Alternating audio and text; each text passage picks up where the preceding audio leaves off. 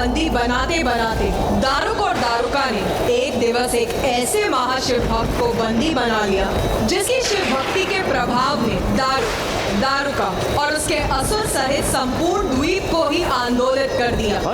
ये भूकंप कैसा है? पीछे हटो अपनी रक्षा करो। दारुका संभाल।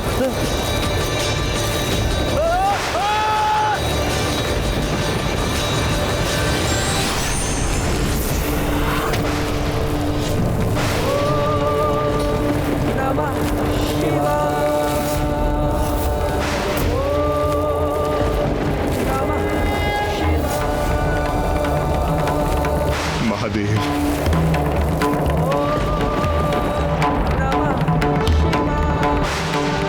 प्रभु मुझे विश्वास था कि आप अवश्य आएंगे। पुत्र सुग्रीव, मैं अपने भक्तों के लिए सदा प्रस्तुत होता हूँ। मैं तुम्हारी प्रार्थना व्यर्थ नहीं होने दूंगा।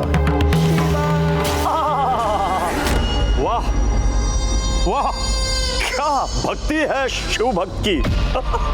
भक्त ने भगवान का आह्वान किया, ओम नमः शिवाय, ओम नमः शिवाय। भगवान प्रकट भी हो गए।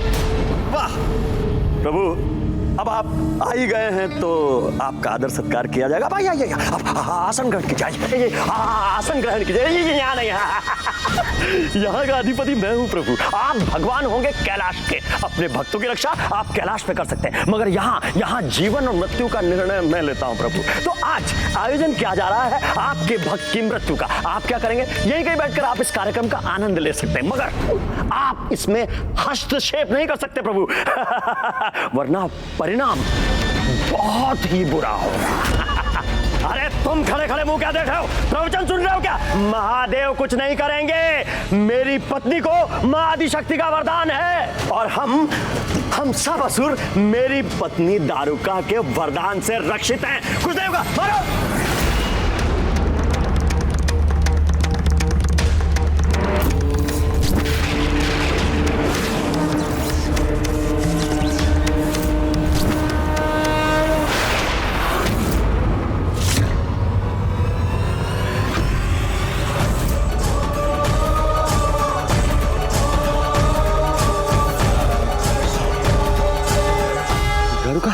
दारुका, ये मेरे असुर बस में कैसे हो गए? दारुका, ये क्या हो गया? दारुका, देखो।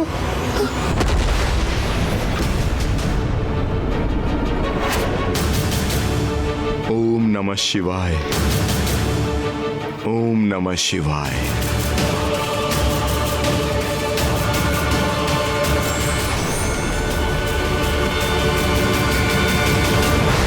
हर हर महादेव, हर हर हर महादेव, हर हर हर महादेव, हर हर हर महादेव।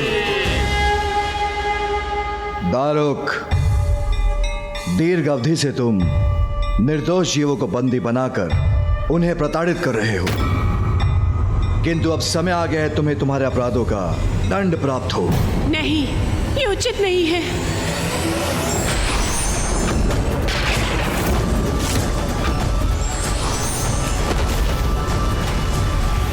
इस प्रकार तो महादेव हम सभी असुरों का वध कर देंगे। अब तुम्हारी बारी है दारुक। जब तक तुम जीवित रहोगे निर्दोष निर्बल असहाय लोगों को कष्ट ही दोगे, जो अब मैं और होने नहीं दूंगा। इसलिए अब तुम्हारा अंत ही उचित है। मेरा अंत होगा शिव के द्वारा, महादेव के द्वारा? कैसे संभव है? मैं कैसे करूंगा अपनी रक्षा? नहीं, ये नहीं हो सकता। ये कदापि नहीं होने दूंगी मैं।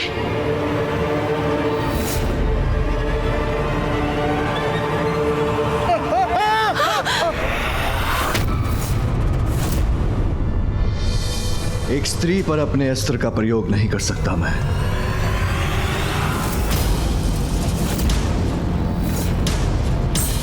महादेव मुझे देखकर दुविधा में पड़ गए।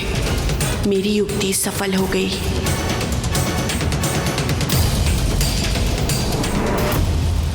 महादेव, आप मेरे स्वामी का अंत करना चाहते हैं ना? तो कीजिए उनका अंत। दीजिए उन्हें दंड। किंतु उसके पूर्व आपको मुझे भी अपने मार्ग से हटाना होगा, मेरा भी अंत करना होगा। किंतु जब तक मैं जीवित हूँ अपने स्वामी का कवच बनकर रहूंगी, उनकी रक्षा करूंगी। दारुका, तुम अपने पति की रक्षा के लिए वहां स्थित रहोगी, तो भी मैं तुम्हारे पति का वध करूंगा और तुम पर कोई आश तक नहीं आने दूंगा।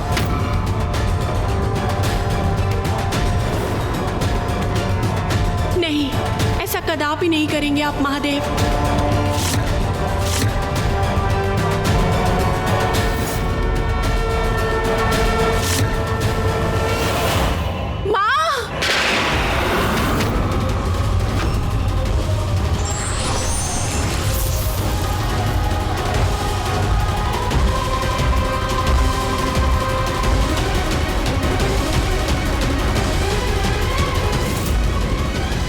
स्थित रहने पर भी आप आगे बढ़ सकते हैं, किंतु अपनी पत्नी देवी आदिशक्ति के वचन और उनके कवच को भेद कर कैसे आगे बढ़ेंगे आप? देवी आदिशक्ति सही समय पे आ गई, सुरक्षित है।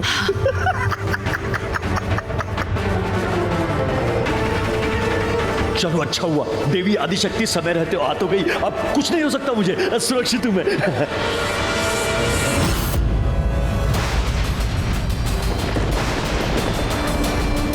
माँ और पिताश्री दोनों एक दूसरे के समक्ष आ गए।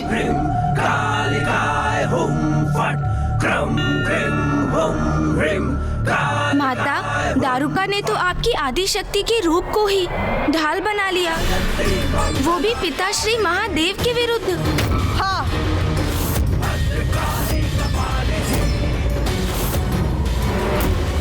मैं अत्यंत दुखी थी उस दिवस। मेरी ही शक्ति मेरे ही स्वामी महादेव को रोकने में बाधा बन रही थी, अति हो रही थी ये। किंतु मैं भक्त को दिए गए वरदान के कारण विवश हो रही थी।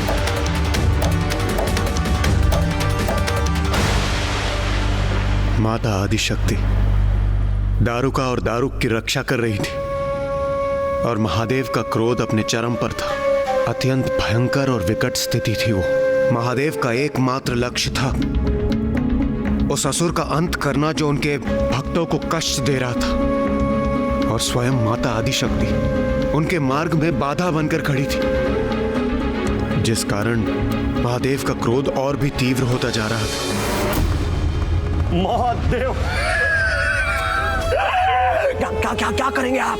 कैसी दुविधा में फंस गए? देखिए, मेरी पत्नी माँ आदिशक्ति की परम भक्त है और माँ आदिशक्ति ने स्वयं सुरक्षा कवच बना दिया।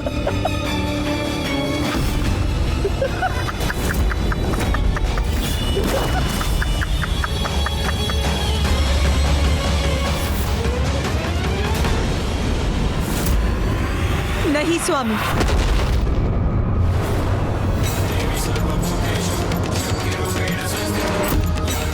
माँ, दारुका, माँ। अपना अस्त्र मत चलाइए, अन्यथा अनर्थ हो जाएगा।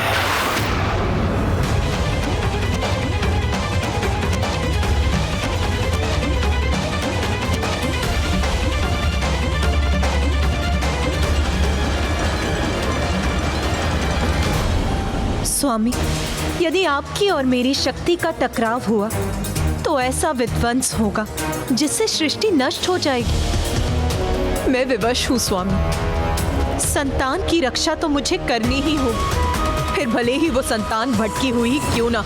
नारी, माँ हैं आप, इसलिए आपका भावनाओं के अतिरिक्त में बहना स्वाभाविक है। किंतु तनिक विचार कीजिए, क्या ये उचित है आपके वरदान का आश्रय लेकर ये दोनों परजीवों के समान जीवन जिए, सभी को कष्ट पहुंचाएं, सभी को आहत करके उन्हें अपना आहार बनाएं, जो अन्य सभी को असुरक्षित कर उनकी रक्षा करने में आपको पीड़ा नहीं होती?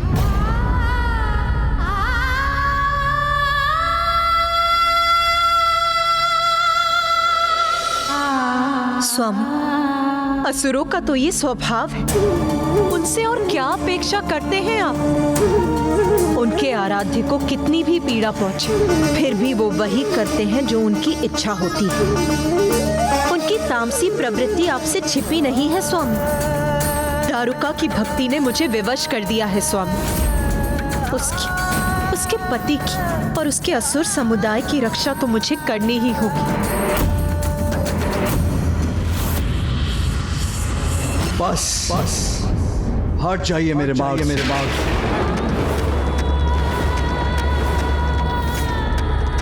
नहीं, कदापि नहीं स्वामी। मैंने कहा ना आपसे, हट जाइए। मैं ऐसा नहीं कर सकती स्वामी। वचन की मर्यादा रखना तो मैंने आप ही से सीखा है। कुछ भी क्यों ना हो स्वामी, भगवान के द्वारा अपने भक्त को दिया गया वचन भंग नहीं हो सकता, अन्यथा भक्त का अपने भगवान से विश्वास ही उठ जाएगा। और यदि ऐसा हुआ तो संसार से भगवान का अस्तित्व ही मिट जाएगा। मुझे पाठ सिखाने का प्रयत्न मत कीजिए। मैं आपसे कह रहा हूं देवी, हट जाइए मेरे मार्ग से।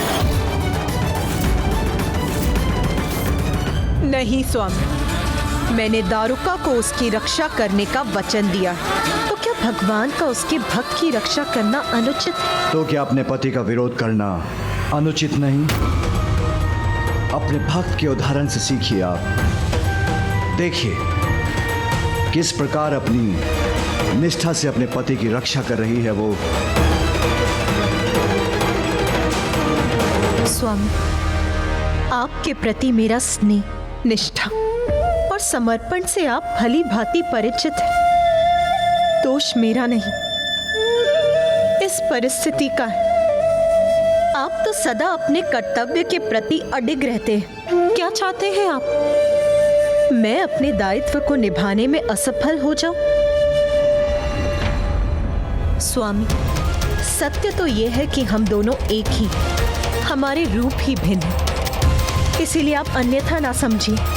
मैं यहाँ अपने भक्त की रक्षा करने आई हूँ। और मैं अपने भक्त की रक्षा की किंतु यदि मैंने इस असुर को जीवित छोड़ा तो ये पुनः दुराचार में लिप्त होगा।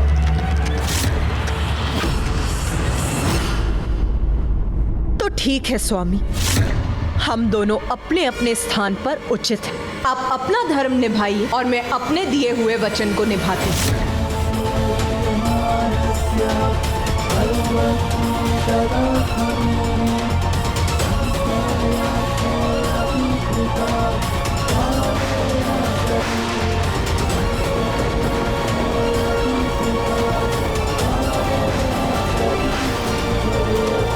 महादेव क्या देवी आदिशक्ति पर प्रहार करने वाले? यदि महादेव ने देवी आदिशक्ति पर चंद्रहास चला दिया तो वो माता से टकराकर ऐसा विस्फोट करेगा कि समस्त रचना नष्ट हो जाएगी।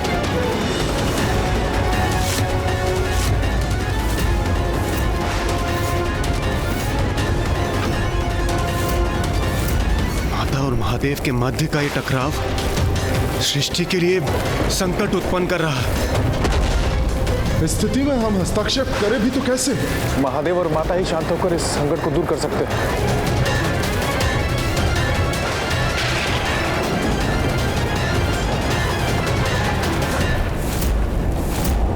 स्वामी, मैं आपसे विनती करती हूँ, शांत हो जाइए। यदि आपने इनका वध किया तो मैं अपने कर्तव्य वहन में असफल हो जाऊंगी। इसीलिए शांत होकर इस परिस्थिति का कोई समाधान सोचिए स्वामी, क्योंकि ऐसा तो आप ही कर सकते हैं, क्योंकि देवाधिदेव महादेव हैं आप, और उससे भी अधिक मेरे स्वामी हैं आप।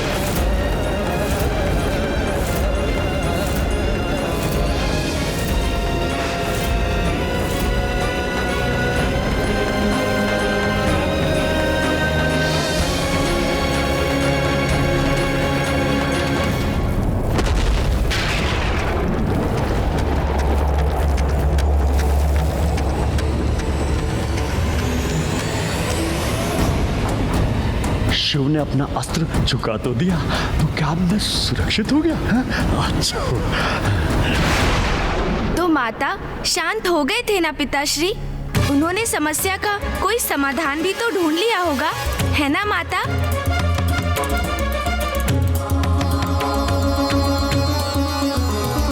उत्सुकता तो ये है कि पिताश्री ने ऐसा क्या समाधान ढूंढ लिया। तब मुझे भी ऐसा ही प्रतीत हुआ था कि महादेव ने शांत मन से इस समस्या का समाधान ढूंढ लिया है, किंतु नहीं, उन्होंने तो स्थिति और भी विकट कर दी। पिताश्री ने स्थिति और विकट कर दी? कैसे माता? किंतु पिताश्री ने तो अपना अस्त्र हटा लिया था और एक नया अस्त्र छोड़ दिया, शब्दों का।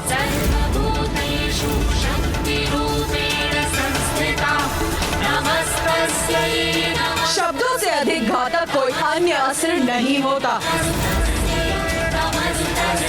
अपने शब्दों से उन्होंने स्थिति में ऐसी जटिलता उत्पन्न की कि मुझे भी उनके विरुद्ध अपने शस्त्र उठाने पर विवश होना पड़ा। माता ने पिताश्री के विरुद्ध शस्त्र उठा लिया? दारुक, यदि आदि शक्ति तुम्हारी सहायक है तो मैं भी सुप्रिया जैसे सात्विक भक्तों के साथ खड़ा हूं। तो उचित है, एक निर्दोष भक्त की रक्षा और उसकी सहायता हेतु आज मैं एक नवीन विधान की घोषणा करने जा रहा हूं। ये क्या कर रहे हैं स्वामी? और मैं घोषणा करता हूं, आज से दारुक वन में वही वास करेगा जिसके विचार सात्विक होंगे।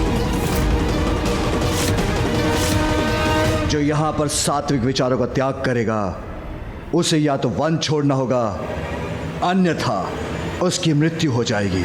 उसकी मृत्यु हो जाएगी। उसकी मृत्यु हो जाएगी। उसकी मृत्यु हो जाएगी।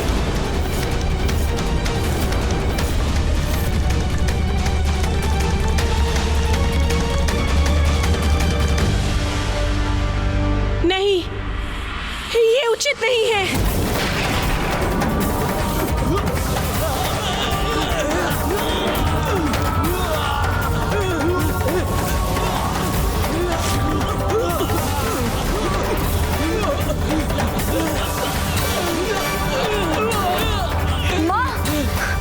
कीजिए माँ, आप मुख दर्शन क्यों बनी हैं? माँ रक्षा कीजिए, रक्षा कीजिए माँ।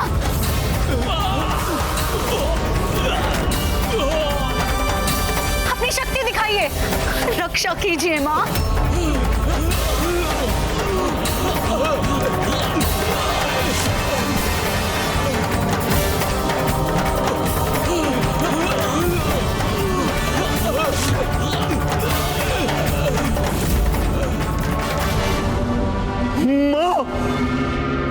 मेरे सभी असुर मृत्यु को प्राप्त हो रहे हैं। माँ, ये कैसी आपकी जय? माँ! महादेव, आपने छल किया है हमारे साथ। माता आदि शक्ति के प्रभाव से पार नहीं पा सके तो आपने हमें श्राप दे दिया। नहीं, ये उचित नहीं है।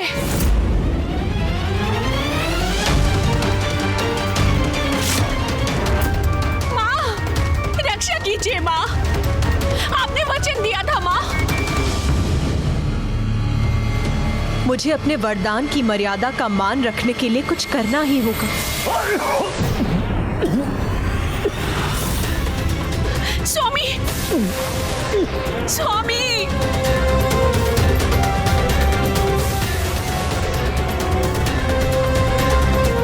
स्वामी, स्वामी, मैं मर जाऊंगा क्या? मेरी मृत्यु हो जाएगी दारुका? नहीं, मेरी भक्त बार बार मुझे पुकार रही थी किंतु मैं दुविधा में पड़ गई थी। अपने ही पति का विरोध कैसे करती मैं? माता, आपके लिए तो भक्ति सर्वोपरि है। अपने पति के लिए भक्त को दिया हुआ वरदान नहीं झुठला सकती आप, अन्यथा कोई भी भक्त आपकी भक्ति क्यों करेगा माँ?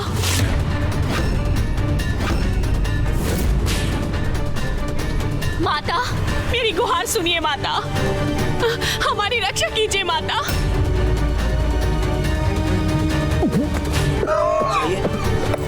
स्वामी, स्वामी, स्वामी, स्वामी, माता, माता कुछ कीजिए।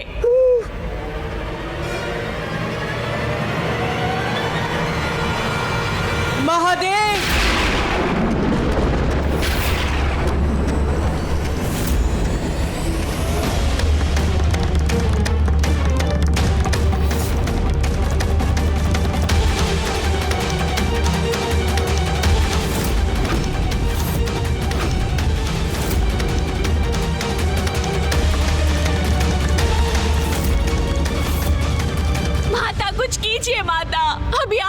असुर कहाँ जाएंगे माता? अब यहाँ से हम बाहर निकलेंगे तो देवता हमारा वध कर देंगे और यहाँ हम महादेव के श्राप के कारण नहीं रह सकते माता। और इस प्रकार तो हमारा पूरा वंश और पूरा असुर समुदाय ही नष्ट हो जाएगा माता। ऐसा ही था तो हमें जीवन क्यों दिया माता? स्वामी, मैंने अपने भक्त को वरदान दिया, उसे ये वन प्रदान किया और आपने अपने ही शब्दों से इस वरदान को ही बांध दिया। ये क्या उचित है महादेव? धर्म की रक्षा हेतु यही उचित। तो वही धर्म मुझे भी अपना वचन रखने के लिए प्रेरित करता है। धर्म के अनुसार मैं भी दारुका और उसके पति की रक्षा करने के लिए विवश हूँ स्वामी। अपने धर्म का पालन करने, इन असुरों की रक्षा करने हेतु क्या करेंगी आप प्रिय? क्योंकि मैं तो अपने दायित्व से मुख नहीं मोड़ सकता। देवादिदेव होने के नाते मेरा हस्तक्षेप अवश्य नष्ट करूंगा इन्हें मैं।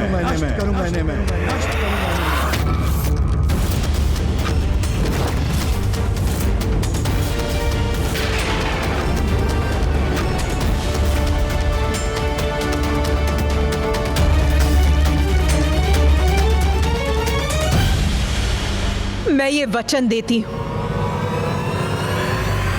दारुका, तुम्हारा वंश और असुर समुदाय सृष्टि के अंत तक यहाँ सुरक्षित रहेंगे।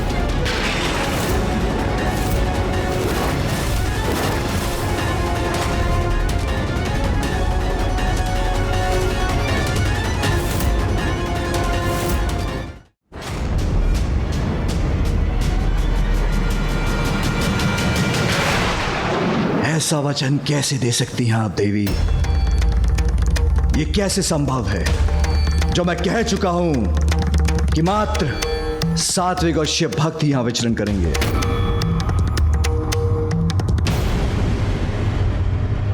और मेरा वरदान नाथ, मैंने दारुका और उसके असुर समुदाय को यहाँ सुरक्षित रहने का वरदान दिया है और आपका वरदान मेरे वरदान में बाधक बन रहा है।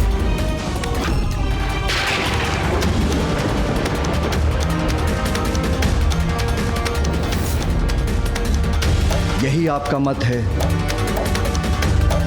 तो आप अपने वरदान की रक्षा कीजिए और मैं अपना वरदान पूर्ण करूंगा।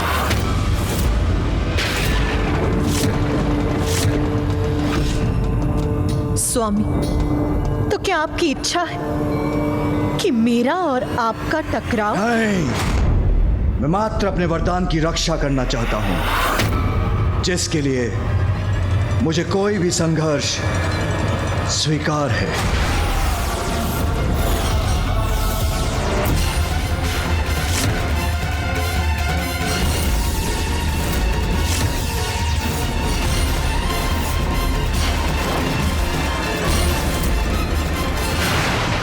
माँ आदिशक्ति और पिताश्री के मध्य ऐसा भीषण द्वंद्व उत्पन्न हो गया। इस द्वंद्व का अर्थ क्या सृष्टि का सर्वनाश था माता?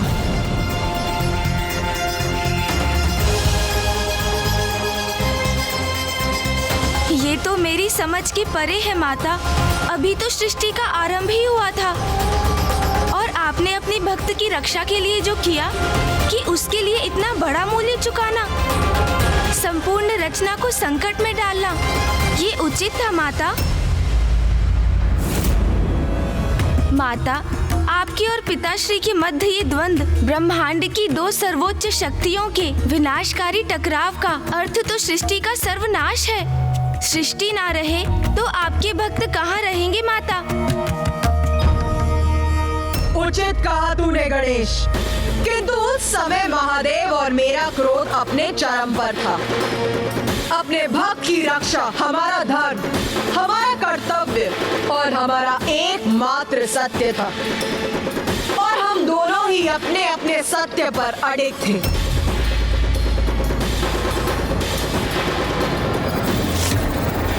क्या हुआ देवी? जब आपने निर्णय ले ही लिया, आपका भक्त मुझसे ज्यादा महत्व रखता है, जिसके लिए आप मुझसे युद्ध करने के लिए तत्पर हैं, तो अब इतना विचार क्यों? मुझ पे प्रहार कीजिए। अपने निर्णय पर तो आप अटल रहे हैं स्वामी, निरंतर मेरी विनती अनसुनी कर इस द्वंद का आरंभ तो आप ही ने किया है स्वामी। जब अपने कथन से मेरी भक्त को उसके अधिकार से वंचित कर आपने ये भी स्पष्ट कर दिया कि आपके लिए मेरे वरदान का कोई मूल्य नहीं। मुझे मेरे भक्त को दिए गए वरदान की मर्यादा की रक्षा के लिए इस संघर्ष के सिवाय कोई उपाय छोड़ा ही कहाँ है आपने स्वामी।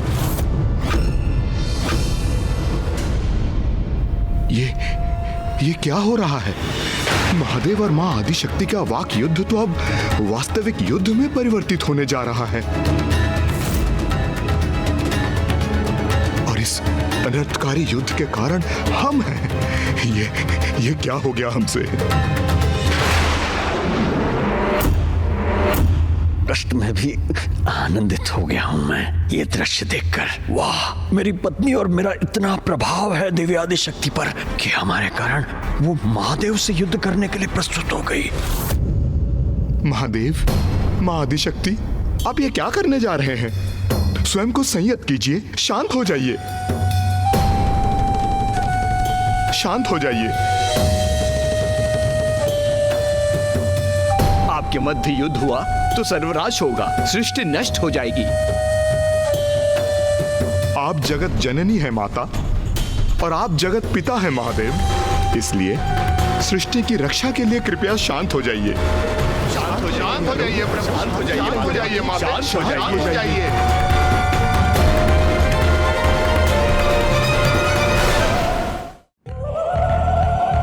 उपस्थित सभी मनुष्य अपने कष्ट भूलकर हमसे गुहार लगा रहे थे, मुझसे और महादेव से विनती कर रहे थे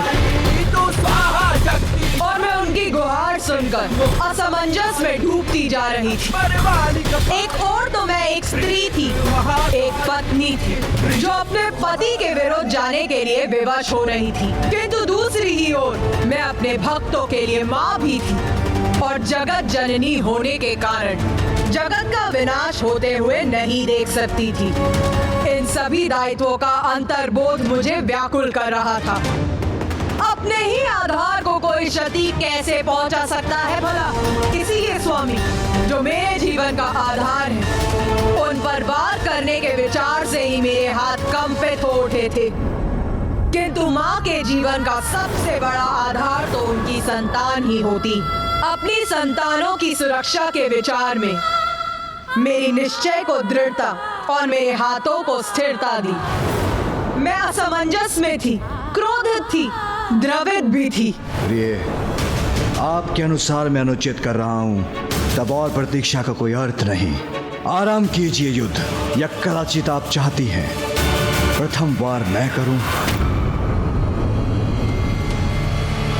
स्वामी, आप ही कीजिए प्रथम वार, द्वितीय वार और अंतिम वार, और क्यों ना समस्त प्रहार आप ही कीजिए स्वामी। मैं ही करूं वार, अर्थात आप मेरे स्वामी हैं नाथ, इसीलिए मेरे हाथ आप पर वार करने, आपको क्षति पहुंचाने कदापि नहीं उठ सकती। ये क्या कह रही है माता?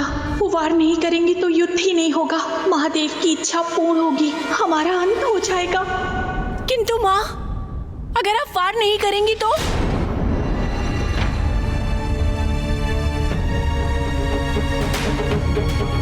मैं आप पर वार नहीं करूंगी स्वामी, किंतु इसका अर्थ ये नहीं कि मैं अपने भक्तों की रक्षा भी नहीं करूंगी। मैं उनके समक्ष उनका कवच बनकर रहूंगी। यदि आप उन तक पहुंचना चाहते हैं तो आप मुझे भेद कर, मुझे नष्ट कर उन तक पहुंचेंगे। अब ये कैसी युक्ति है आपकी? युक्ति नहीं स्वामी, ये प्रेम है एक स्त्री का अपने प्राणनाथ के प्रति। इतनी कोमल हृदय मत बनिए, जो निर्णय लिया है उस पर स्थिर रहें। मैं तो अपने स्थान पर स्थिर हूँ स्वामी, किंतु मुझ पर वार करने का संकोच तो आपको हो रहा है नाथ। इसीलिए कोमलता का प्रभाव तो आप दर्शा रहे हैं। प्रिय, मुझे उत्तेजित मत कीजिए, अन्यथा मेरे हाथ से एक बार मेरा त्रिशूल जल गया तो उसका परिणाम ज्ञात है आपको। आपके त्रिशूल का प्रहार तो सहर्ष स्वीकार करूंगी मैं स्वामी। ये तो मेरा परम सौभाग्य है नाथ। देवी, इसके पूर्व की बहुत विलंब हो जाए मैं अपना नियंत्रण खो बैठूं। हट जाइए मेरे मार्ग से।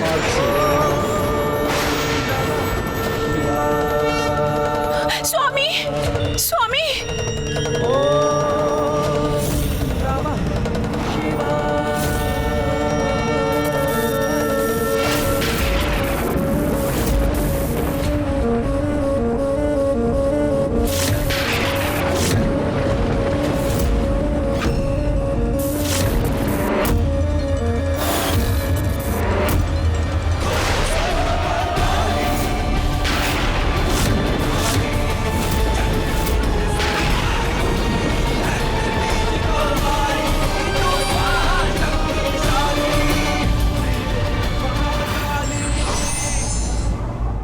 वचन की रक्षा स्वयं के निजी स्वार्थ से भी सर्वोपरि है।